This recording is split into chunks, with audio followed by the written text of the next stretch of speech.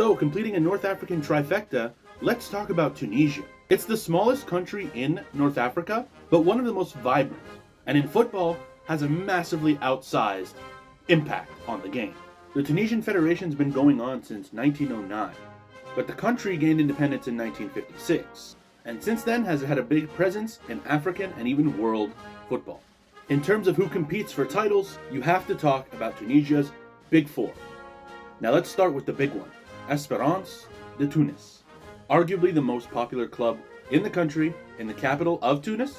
They're deeply associated with Tunisian nationalism and identity, as it was founded during the French colonial times, and its creation was partly to give Tunisians and Tunisian Muslims a place to play.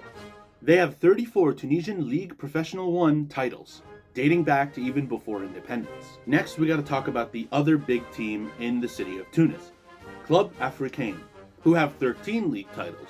They were founded a year later in 1920, and also has an anti-colonial vibe to them, to their founding. They're also known as a multi-sport club, so they have successful programs in a bunch of other sports like basketball, volleyball, and swimming. Rapidly following them on 11 titles is Étoile Sportive du Sahel, from the city of Sousse. They were founded in 1925 at a prominent French Arab school in Sousse's Old Town. Another cool thing of note is that this team is the first Tunisian team to compete in the Club World Cup in 2007. We'll get into how they qualified later. And now it's my honor to talk about CS Sfaxien. They're the newest club here, being founded in 1928. Also known as the Arab Juventus, Sfaxien is from the third largest city in Tunisia, Sfax, and has been a constant eternal dark horse in this league despite the presence of three massive teams, making quite the mark for themselves. This team loves to live on the margins, and at any given time, they can give Espérance, Étoile du Sahel, or Club Africain a difficult match. Sfaxien has 8 league titles. Now, in terms of success on the continent, the Tunisian league has quite a bit. Espérance has 4 African Champions Leagues, and 1 African Cup Winners' Cup title. Étoile du Sahel has 1 African Champions League from 2007, which qualified them for the FIFA Club World Cup that year. They have 2 CAF Confederations Cups, the second competition in Africa, and its predecessor tournament, the African Cup Winners' Cup, they won twice. Club Africain only has 1 continental title, and that is the 1991 African Champions League. And Sfaxien has 3 CAF Confederation titles. Now, who are some of the best players to emerge from the Tunisian league?